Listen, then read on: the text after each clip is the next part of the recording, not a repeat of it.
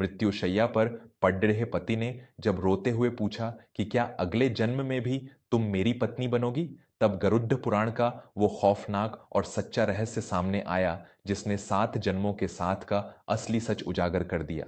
विवाह, अग्नि के 7 फेरे, 7 वचन और 7 जन्मों तक साथ निभाने का एक बहुत ही पवित्र वादा। हमारे समाज में हर नव दंपत्ति को यही आशीर्वाद दिया जाता है कि उनका साथ जन्म जन्मांतर तक बना रहे। लेकिन क्या आपने कभी गहराई से सोचा है कि मृत्यु के बाद जब शरीर जलकर राख हो जाता है तो क्या सच में वो कसमें और वो फेरे आत्माओं को बांध कर रख पाते हैं? क्या सच में पति पत्नी हर जन्म में एक दूसरे को ही मिलते हैं? हम इंसान जीवन भर अपने रिश्तों को समाज के बनाए हुए नियमों से तौलते हैं, लेकिन मृत्यु के बाद के सफर का न्याय भगवान के बनाए हुए विधान और गरुड़ पुराण के रहस्यमयी पन्नों में दर्ज होता है। आज की यह कहानी कोई साधारण कथा नहीं है।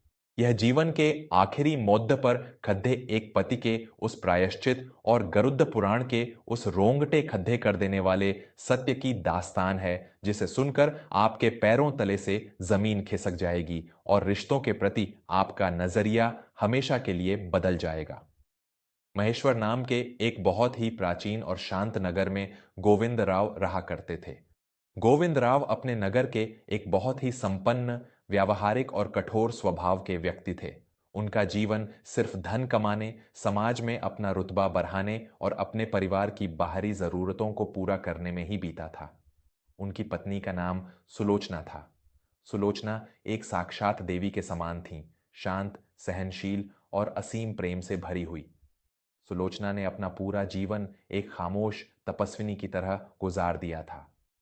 गोविंदराव ने उन्हें रहने के लिए एक बड्ढी सी हवेली दी थी, पहनने के लिए गहने दिए थे, लेकिन जो चीज एक पत्नी को सबसे ज्यादा चाहिए होती है, अपने पति का समय, उसका आदर और उसके दिल का प्रेम, वो गोविंदराव ने उन्हें कभी नहीं दिया।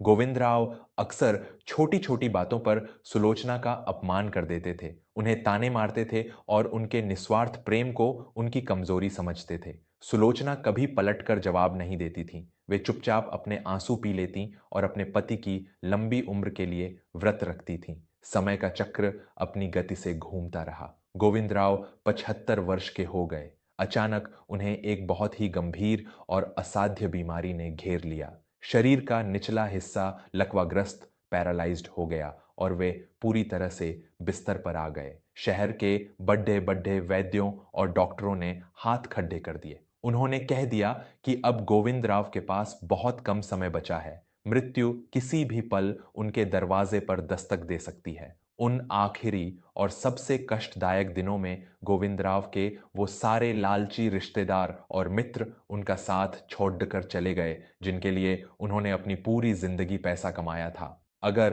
उस मृत्युशैया के पास कोई रात दिन बिना सोए बैठा रहता था तो वो सिर्फ सुलोचना थीं। सुलोचना उनके मल मूत्र साफ करती, उन्हें अपने हाथों से भोजन कराती और रात रात भर जागकर उनके सुन्न पड्डीडे चुके पैरों को सहलाती रहती थीं। एक रात गोविंदराव की आंखें खुलीं। कमरे में एक बहुत ही मध्यम सा दीपक जल रहा था। उन्होंने देखा कि सुलोचना जमीन पर बैठी उनके पैरों को दबाते दबाते उसी अवस्था में नींद से झपकियां ले रही थीं। सुलोचना का चेहरा पीला पड्डीडी एच चुका था और उनकी आंखों के नीचे काले घेरे आ गए थे। उस रात पहली बार गोविंदराव के हृदय में अपने धन और रुतबे का नहीं, बल्कि अपने पापों का अंधकार छा गया। उन्हें अपने जीवन का वो एक एक पल याद आने लगा जब उन्होंने इस देवी जैसी पत्नी को रुलाया था। उनके अंदर एक भयानक ग्लानि और पश्चाताप की लहर दौड़ गई।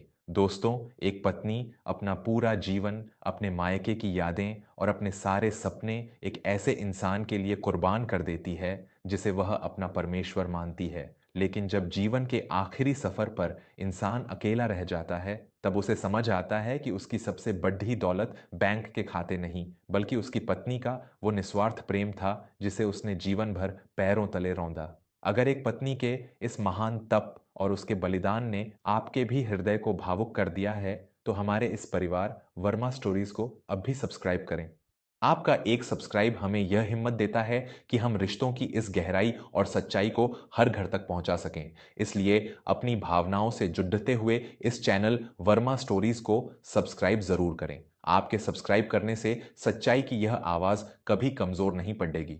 गोविंद राव की आंखों से आंसुओं की एक गर्म धार बह निकली। उन्होंने कांपते हुए हाथों से सुलोचना के सिर को छुआ। सुलोचना हड्डबड्धा कर जाग गईं और तुरंत बोली, क्या हुआ स्वामी, क्या दर्द ज्यादा बढ़ गया है? मैं अभी वैद्य जी की दी हुई पुड्डिया लाती हूँ।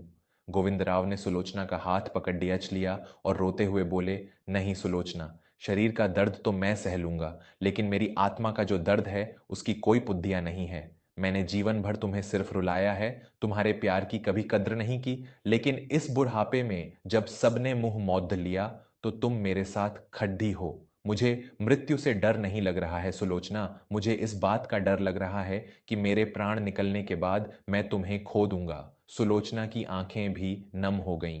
गोविंद राव ने अपने आंसू पोंछते हुए बहुत ही आस और उम्मीद के साथ पूछा, सुलोचना, हमारे शास्त्रों में तो लिखा है ना कि अग्नि के साथ फेरे लेने वाले पति पत्नी 7 जन्मों तक एक साथ रहते हैं। मुझे इस जन्म में तुम्हें समझने में बहुत देर हो गई, लेकिन मैं वादा करता हूं, जब हम अगले जन्म में फिर से पति पत्नी बनेंगे तो मैं तुम्हें दुनिया की हर खुशी दूंगा। तुम अगले जन्म में भी मेरी ही पत्नी बनोगी ना? सुलोचना कुछ नहीं बोली। वे बस खामोशी से अपना सिर नीचे झुकाकर बैठ गईं। अगली सुबह गोविंदराव के बचपन के मित्र और शास्त्रों के बहुत बड्ढे विद्वान आचार्य हरिवंश जी उनसे मिलने आए। आचार्य जी को गरुड़ पुराण और मृत्यु के बाद आत्मा की यात्रा का बहुत गहरा ज्ञान था। गोविंदराव ने आचार्य जी का हाथ पकड़ डटकर वही सवाल पूछा जो रात भर उनके मन में गूंज रहा था। आचार्य जी, मेरे प्राण अब गले में अटके हैं, मुझे बस एक बात का सच बता दीजिए। मैंने सुलोचना के साथ 7 फेरे लिए हैं। क्या गरुड़ पुराण सच में यह गवाही देता है कि अगले जन्म में भी मेरी सुलोचना मेरी ही पत्नी बनकर मेरे पास आएगी? मैं इसके साथ अपने 7 जन्म बिताना चाहता हूं। आचार्य हरिवंश जी का चेहरा बहुत गंभीर हो गया। उन्होंने एक लंबी सांस ली और जो रहस्य खोला उसने गोविंद राव की आत्मा को कंपा कर रख दिया। आचार्य जी ने बहुत ही शांत लेकिन कड़हकती हुई आवाज में कहा, गोविंद राव, तुम जीवन के आखिरी मुहाने पर खड़े हो, इसलिए मैं तुम्हें कोई झूठा दिलासा नहीं दूंगा। इंसान को लगता है कि कुछ मंत्र पढ़ने और अग्नि के फेरे लेने से आत्माएं बंध जाती हैं, लेकिन गरुड़ पुराण कहता है कि आत्माओं का मिलन मंत्रों से नहीं बल्कि ऋणानुबंध कर्मों के कर्ज से होता है। गोविंदराव की आंखें फटी रह गईं।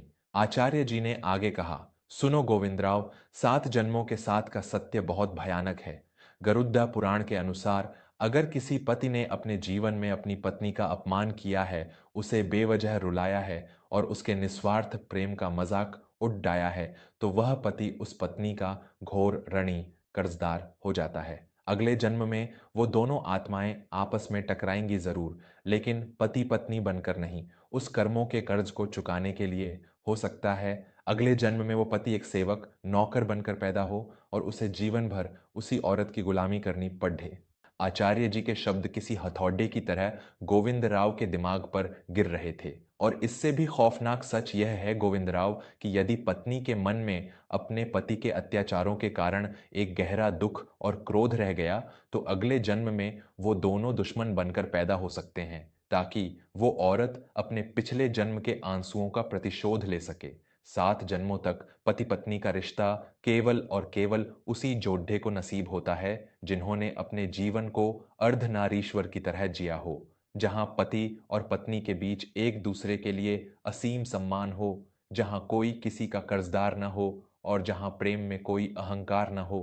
तुम्हारी वो 7 फेरों की रस्म तो उसी दिन टूट गई थी जिस दिन तुमने सुलोचना के पहले आंसू को जमीन पर गिरने दिया था। जब इंसान को यह एहसास होता है कि उसके किए हुए पाप सिर्फ इस जीवन तक सीमित नहीं हैं, बल्कि मृत्यु के बाद भी वो कर्म एक भयानक श्राप बनकर उसकी आत्मा का पीछा करेंगे, तो उसका सारा गुरूर मिट्टी में मिल जाता है। गरुड़ पुराण का यह परम सत्य इंसान को यह सिखाता है कि जीवन साथी का अपमान साक्षात ईश्वर का अपमान है। अगर गरुड़ध्वज पुराण के इस रोंगटे खड्डे कर देने वाले सत्य ने आपकी आत्मा को भी झकझोर दिया है और आपको लगता है कि हर जीवन साथी को यह ज्ञान होना चाहिए, तो वर्मा स्टोरीज से जुड़ रहकर हमारा हौसला बढ़ाएं। चैनल को अभी सब्सक्राइब करें ताकि आध्यात्म, कर्मों और रिश्तों की गहराई का यह विज्ञान हर उस घर तक पहुंच सके जहां अपनों की कद्र नहीं होती। आपका एक सब्सक्राइब हमारे लिए बहुत बड़ा योगदान है। कृपया वर्मा स्टोरीज चैनल को सब्सक्राइब जरूर करें। आचार्य हरिवंश जी की बात सुनकर गोविंद राव का पूरा शरीर कांपने लगा। उनकी सांसें बहुत तेजी से चलने लगीं। उन्हें अब मृत्यु का डर नहीं सता रहा था, बल्कि इस बात का खौफ अंदर से खाए जा रहा था कि उनके बुरे कर्मों और उनके अहंकार के कारण वे सुलोचना जैसी पवित्र आत्मा को हमेशा हमेशा के लिए खो देंगे। उन्हें समझ आ गया कि जिस पत्नी को वे 7 जन्मों के लिए मांग रहे हैं, दरअसल वे तो उसके सबसे बड़े गुनहगार हैं। गोविंदराव पूरी तरह से टूट गए। उन्होंने अपनी सारी बची हुई ताकत लगाई और अपने उस लकवाग्रस्त शरीर के साथ बिस्तर से नीचे जमीन पर गिर पड़े।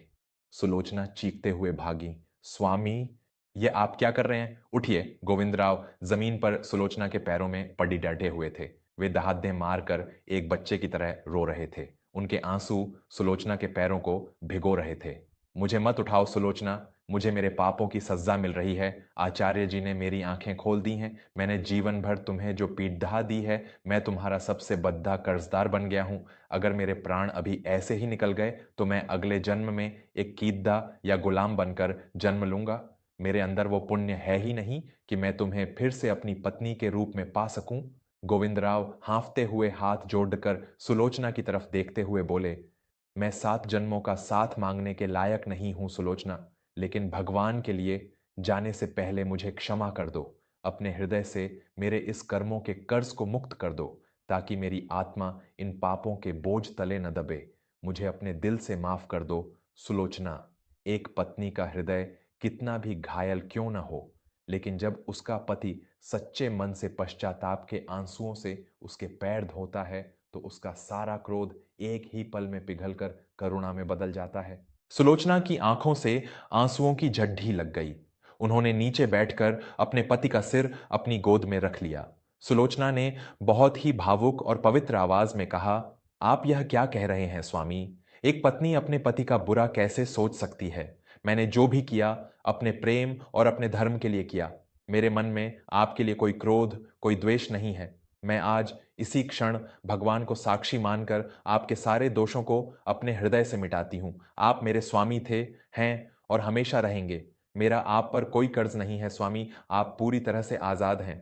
सुलोचना के मुख से निकले हुए वे क्षमा के शब्द कोई साधारण शब्द नहीं थे। वे शब्द गोविंद राव की आत्मा पर पड़े हुए कर्मों के उस भारी पत्थर को तोड़ ढाने वाले थे। जैसे ही सुलोचना ने उन्हें सच्चे मन से क्षमा किया, गोविंद राव के चेहरे पर छाया हुआ सारा खौफ, सारी पीड़ा और सारा पश्चाताप एक अद्भुत शांति में बदल गया। गोविंद राव ने सुलोचना के चेहरे को देखा। उनके होठों पर एक बहुत ही सुकून भरी मुस्कान तैर गई। उन्होंने अपनी आखिरी सांस ली और सुलोचना की गोद में ही उनके प्राण पखेरु उड्ड हाट गए। आचार्य हरिवंश जी ने यह सब अपनी आंखों से देखा।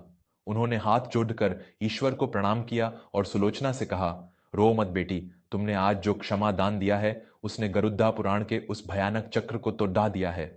गोविंद राव की आत्मा को अब कोई दुख नहीं भोगना पड़ेगा, और जो प्रेम बिना किसी कर्ज और बिना किसी शिकायत के होता है, वही आत्माओं को अगले सफर के लिए आजाद करता है। गोविंद राव चले गए, लेकिन वे अपने पीछे एक बहुत बड़ा सबक छोड़ दे गए। दोस्तों, पति पत्नी का रिश्ता केवल एक ही घर में रहने या शारीरिक बंधनों का नाम नहीं है। यह दो आत्माओं का एक ऐसा खाता है जिसमें एक दूसरे के आंसुओं और खुशियों का पूरा हिसाब रखा जाता है। अगर आप सोचते हैं कि आप अपने जीवन साथी को रुलाकर उसका अपमान करके अगले जन्म में कोई सुख पा लेंगे, तो यह आपका सबसे बड़ा भ्रम है। कर्मों का ऋणानुबंध आत्मा को कभी चैन से नहीं बैठने देता। इसलिए जब तक आपके पास समय है, अपने जीवन साथी का सम्मान कीजिए, उनसे प्रेम कीजिए और अगर कोई गलती हुई है तो उसे इसी जन्म में क्षमा मांगकर खत्म कर लीजिए, ताकि मृत्यु के बाद आत्मा को भटकना न पड़े।